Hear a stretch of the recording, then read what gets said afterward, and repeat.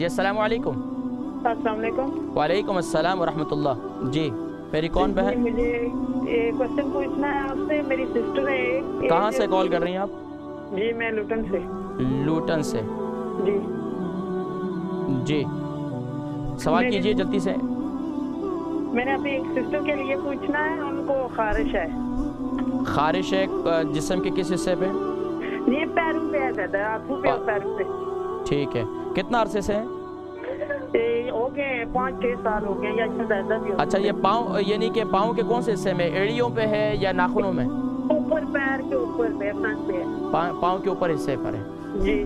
اس کے علاوہ تو کہیں اور نہیں ہے؟ نہیں اور کہیں پہ نہیں ہے، ہاتھوں پہ، ہاتھوں کے اوپر ہے، سینیوں کے اوپر، تو پاؤں پہ بھی ایسے اوپر والی سائڈ پہ۔ کتنی عمر ہے بہن کی آپ کی؟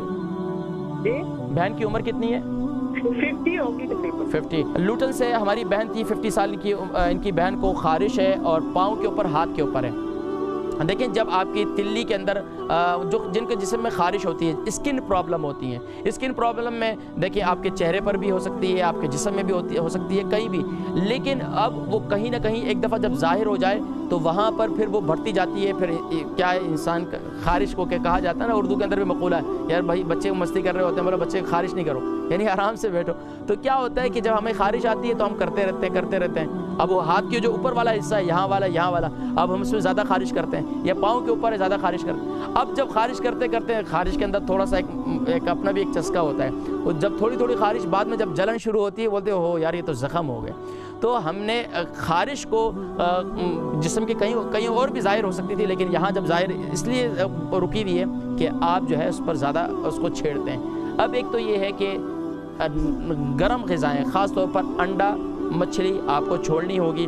دوسرا کام یہ ہے کہ آپ میتھی دانہ اس کو گرائنڈ کر لیں، گرائنڈ کرنے کے بعد اس کو آپ جو ہے زیتون کا تیل اچھی طرح گرائنڈ کر لیں، زیتون کے تیل کے اندر اس کو مکس کریں، اور جہاں آپ کے پاؤں کے اوپر ہے اور جسم کے اوپر والے حصے پر ہے تو وہاں پر جو ہے اسے مساج کریں اور وہاں لگا کر اس کا پیسٹ تھوڑی دیر چھوڑ دیں۔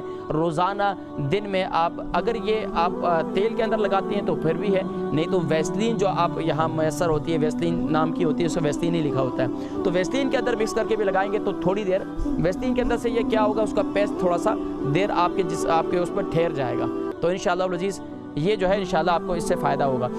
اور دوسرا کام یہ کریں، سورہ طارق اول آخر درود شریف کے ساتھ سورہ طارق جو ہے 2 مرتبہ، یعنی کہ صبح کے وقت بھی اور شام کے وقت بھی 11 بار پڑھ کر اپنے دونوں ہاتھوں پر اور پاؤں پر جس حصے پہ خارش ہے وہاں پر دم کریں، اور خاص طور پر جو پیسٹ آپ نے بنایا اس پر بھی دم کر کے لگائیں، تو انشاءاللہ اللہ تبارک و تعالیٰ جو ہے اس تکلیف کو دور فرمائیں گے۔ اور یہ ہائی بلڈ پریشر کے جتنے مریض ہیں ان سے میں کہوں گا کہ ہائی بلڈ پریشر کے مریض جو ہے وہ سورہ رحمان کی آخری جو آیہ مبارکہ ہے، تبارک اسم ربک ذی الجلال والاکرام، تبارک اسم ربک ذی الجلال والاکرام، اول آخر درود شریف کے ساتھ ہر نماز کے بعد 11 مرتبہ پڑھیں، ہر نماز کے بعد 11 مرتبہ پڑھ کر اپنے پورے جسم پر پھیر دیں، پانی پر دم کر کے پی لیں، تو انشاءاللہ یہ ہائی بلڈ پریشر کی ساری تکلیف دور ہو جائے گی۔